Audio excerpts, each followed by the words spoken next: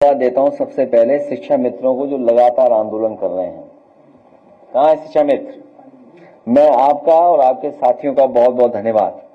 69,000 सहायक शिक्षा भर्ती आंदोलनकारियों का भी मैं धन्यवाद देना चाहता हूं कि लगातार संघर्ष कर रहे हैं लोग। इनसे बड़ा संघर्ष किसी ने नहीं किया।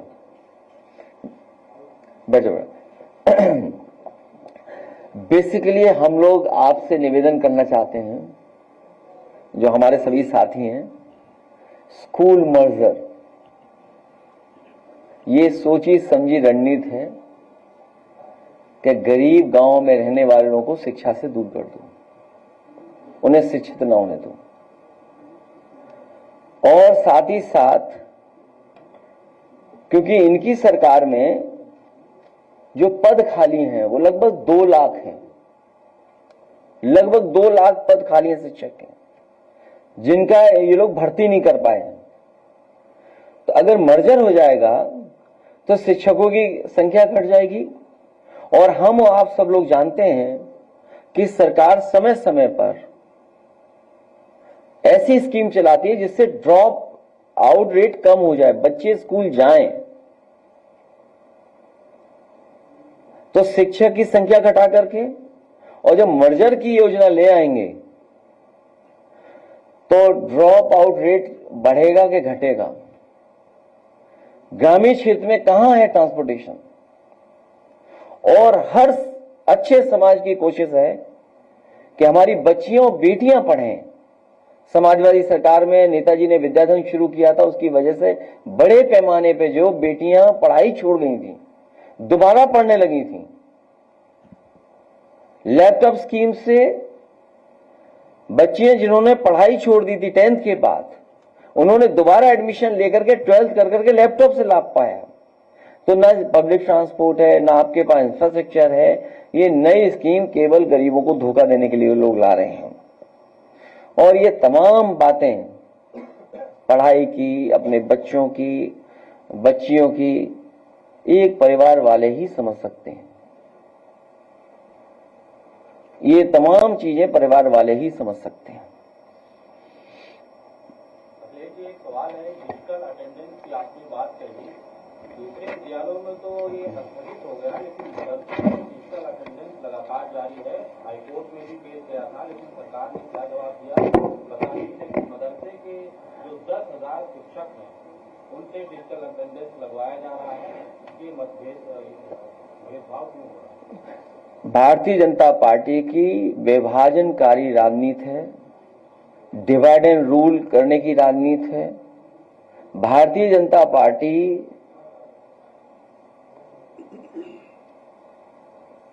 वो पॉलिटिकल पार्टी है जो जिस विचारधारा को कभी अंग्रेजों ने बनाया था,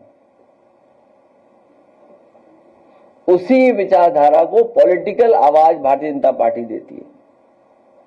जो अंग्रेज डिवाइड एंड रूल का फार्मूला दे गए थे, उसी पर भारतीय जनता पार्टी आज भी चल रही है। और उसी का परिणाम यह है कि मदरसों को बंद करना, मदरसों का जमीनों के कागज चेक करना, मदरसों पर बुलडोजर चलाना, या माइनॉरिटी की जितनी भी संस्थाएं हैं उनको कैसे खत्म किया जाए। न केवल मुस्लिम बल्कि क्रिश्चियंस कम्युनिटी के जो इंस्टीट्यूशंस हैं उनके अंदर कैसे घुस जाएं। और सरकार ने इन्वेस्टमेंट और माइनॉरिटी के लिए विशेष एक्ट बनाया था जिससे कि माइनॉरिटी यूनिवर्सिटी बन सके, माइनॉरिटी संस्थाएं बन सकें। लेकिन इस सरकार की मंशा ये है कि विभाजनकारी रणनीति जो इनकी है, डिवाइड एंड रूल, हमें उम्मीद है कि जनता समझ गई है। इस बार इन भारतीय जनता पार्टी के लोगों को हटाने का काम करेंगे। इसीलिए मैं ये जितने भी संगठन यहां बैठे हैं उनके लोगों से मैंने कहा है कि इतनी लड़ाई संघर्ष के बाद भी भारतीय जनता पार्टी ने आपकी नहीं सुनी। आप समाजवादियों की मदद करिए। आने वाले समय में हम इनकी तमाम समस्याओं का समाधान करेंगे। रोजगार की बात करते हैं तो इसी बीच जो है योगी आचार्य ने स्कीम निकाली है, 8 लाख रुपए दे रही है इस स्कीम पर, रेडियो और बिहार पर काटने पर। क्या किस चीज में देंगे?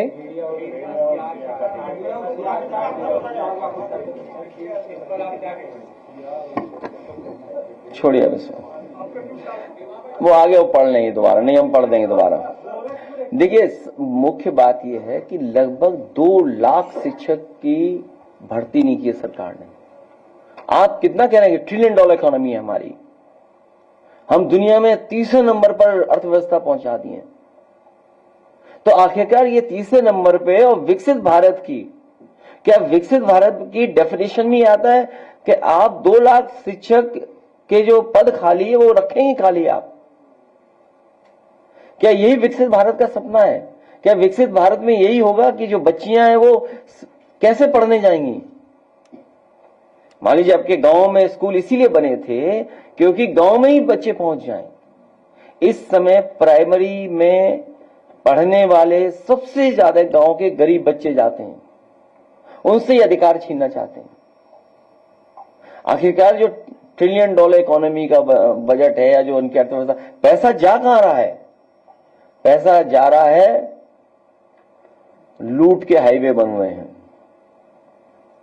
जो लोग दूसरों के हाईवे पर उंगली उठाते थे, मैं अपने अखबार के साथियों से कहूंगा आप अपने भी अखबार उठा करके देखिए, जो सरकार बनने के बाद किस तरह के स्टेटमेंट आते थे, कितनी रजिस्ट्रियां चेक हुई थी, कितना करप्शन की बात होती थी। आज सबसे महंगा हाईवे बना है। कल तक तो हम अखबार में ये ढूंढते थे, कल तक, आज नहीं, कोई अखबार में रेट नहीं लिख रहा था कि हाईवे कितने हजार करोड़ का बना है। लेकिन मैं धन्यवाद देना चाहता हूं कि आज सभी अखबारों ने लगभग लिखा है 7,000 करोड़ का हाईवे है। और कब बन जाना चाहिए था? 2,000 अगर किसानों के लिए मुआवजे पे गया तो 5,000 करोड़, मतलब अगर 5,000 करोड़ को हम डिवाइड कर दें 91 किलोमीटर की सड़क से, तो लगभग 50 करोड़ से ज्यादा पर किलोमीटर बना है, वो भी 4 लेन। शिक्षकों पर विश्वास करने से ही अच्छी पीढ़ी जन्म लेती है। कोई शिक्षक देर से स्कूल नहीं पहुंचना चाहता है, लेकिन आपका इंफ्रास्ट्रक्चर क्या है? कोई शिक्षक कभी नहीं चाहेगा कि वो स्कूल लेट पहुंचे, लेकिन आपका इंफ्रास्ट्रक्चर क्या है? कोई शिक्षक देर से स्कूल नहीं पहुंचना चाहता है, लेकिन कहीं सार्वजनिक परिवहन देर से चलना इसका कारण बनता है, कहीं रेल का बंद फाटक और कहीं घर से स्कूल के बीच की 50 किलोमीटर की दूरी, क्योंकि शिक्षकों के पास स्कूल के पास रहने के लिए न तो सरकारी आवास होते हैं और न दूरस्थ इलाकों में किराए पर घर उपलब्ध होते हैं। इससे अनावश्यक तनाव जन्म लेता है और मानसिक रूप से उलझा अध्यापक कभी जल्दीबाजी में दुर्घटनाग्रस्त भी हो जाता है, और होते भी हैं, जिसके अनेक उदाहरण मिलते हैं। कई बार हम लोग देखते हैं कि जल्दी के चक्कर में कई ऐसे हमारे टीचर्स हैं जिनका एक्सीडेंट हुआ है, जिनकी जान चली गई है। यदि किसी इमरजेंसी की वजह से शिक्षकों को व्यक्तिगत स्वास्थ्य या फिर घर परिवार और सामाजिक कारणों से दिन के बीच में स्कूल छोड़ना पड़े, तो पूरे दिन की अनुपस्थिति होने की रिपोर्ट भेज दी जाएगी। एक्सप्लॉयटेशन शिक्षा विभाग में जो शिक्षक है वो जानता होगा। हमारे बहुत सारे साथी हैं, किस स्तर से एक्सप्लॉयटेशन है। हम और लीडर ऑपोजिशन यहां बैठे थे, जनता दरबार के माध्यम से लोगों से मिल रहे थे, उसी समय एक शिक्षक आया और उसने बताया कि उसके सामने क्या संकट है। हालांकि ट्रांसफर पोस्टिंग के बारे में आपसे बेहतर कोई नहीं जानता होगा, वो झगड़ा शुरू हो गया है। तो वो अपने ट्रांसफर की रेट बता रहा था, कितने लाख? देर से स्कूल पहुंचने या जल्दी स्कूल के वापस जाने के अनेक कारण हो सकते हैं। यहां तक कि विद्युत आपूर्ति के बाधित होने या तकनीकी रूप से भी कभी इंटरनेट जैसी सेवाओं के सुचारू संचालन में समस्या आती है। इसलिए डिजिटल अटेंडेंस का विकल्प बिना व्यवहारिक समस्याओं के पुख्ता समाधान के संभव नहीं है, क्योंकि आपका इंफ्रास्ट्रक्चर ही पुअर है, अभी तक हमेशा के लिए खत्म नहीं किया। एक शिक्षक परिवार से होने के नाते हम शिक्षकों का दर्द भी समझते हैं। हम में से बहुत सारे लोग हैं समाजवादी परिवार में जो शिक्षा से जुड़े ही हैं और वो हमारे आपके साथ काम कर रहे हैं। मैं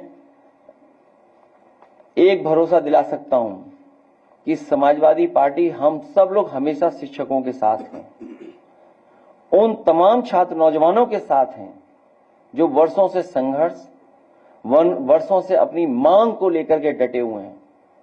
मैं आपके माध्यम से और हमारे कुछ साथी उनके रिप्रेजेंटेटिव बैठे हैं, हम उनको भरोसा दिलाना चाहते हैं कि समाजवादी लोग उनके साथ हैं। जब कभी भी समाजवादी पार्टी को मौका मिलेगा उनकी समस्याओं का समाधान करने का काम हम लोग करेंगे। ब्रीफ कर दो कौन कौन ग्रुप है। 69,000 शिक्षक भर्ती के जो साथी यहाँ बैठे हुए हैं, इसमें जो है सुप्रीम कोर्ट में जो याचिका दायर हुई थी सूबेदार सिंह बनाम स्टेट ऑफ यूपी में सरकार ने अपने काउंटर में कहा था कि हम जो है 51,112 नई भर्तियां कराएंगे, लेकिन आज तक वो भर्तियां नहीं हुई। 1,26,028 पद जो है 2020 की रिपोर्ट के आधार पर आज तक खाली है। सरकार भर्तियां नहीं करा पा रही है। अब भर्तियां क्यों नहीं करा पा रही है, इसके विषय में मैं आप लोगों को बताना चाहता हूं कि शिक्षा के सभी आयोगों को इन्होंने भंग कर दिया।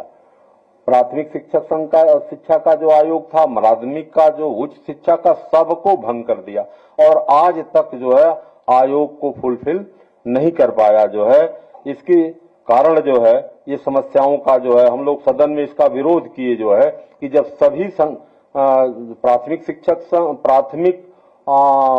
का आयोग, माध्यमिक का आयोग और उच्च शिक्षा का आयोग अलग अलग काम करता था, तब तो सही समय पर काम ही नहीं पूरा हो पाते थे भर्ती के। अब सब आयोग मिलकर के मर्ज करके एक आयोग आप बना रहे हैं तो ये काम समय से पूरा नहीं हो पाएगा, लेकिन सरकार ने हम लोगों की बातों को नहीं माना। जो है प्राथमिक विद्यालयों में की स्थिति यह है कि जो 50 छात्र से कम वाले विद्यालय हैं उनको सरकार मर्ज करने जा रही है, जिससे 29,965 अध्यापक जो है 29,965 जो है विद्यालय बंद हो रहे हैं। ये मर्जर की कार्यवाही जो है प्रारंभ हो रही है। इस मर्जर से जो है जहां शिक्षकों की भर्ती और सरकार को करनी चाहिए थी, लेकिन अब शिक्षक जो है कि कोई भर्ती आगे नहीं सरकार करेगी, इस मानसिकता से जो है सरकार जो है विद्यालयों को बंद करने की योजना बना ली है। 27,000 का डिक्लेरेशन तो बहुत पहले सरकार ने कर दिया था। माननीय राष्ट्रीय अध्यक्ष महोदय ने उसका विरोध जब किया तो वह सरकार ने उसको वापस नहीं लिया बल्कि स्थगित कर दिया था और उसकी कार्रवाई पुनः प्रारंभ कर दिया। जहां तक शिक्षा मित्रों का सवाल है, शिक्षा मित्रों पर को समाजवादी पार्टी की सरकार ने सहायक अध्यापक बनाकर के 52,000 वेतन उनको दिया था। योजनाएं चल रही हैं। जो है माध्यमिक विद्यालयों में जो शिक्षकों की 25,000 पद रिक्त है उसको भी ये नहीं भर पा रहे हैं। तमाम शिक्षक जो है करीब 35% शिक्षक जो है क्योंकि पद जो है प्रदेश में खाली हैं। वहां के जो छात्र हैं वह विद्यालयों में कैसे जो है पढ़ पा रहे हैं इसकी कोई चिंता ये नहीं कर पा रहे हैं। और पुरानी पेंशन की बहाली के लिए जो है शिक्षक ही ज्यादा सबसे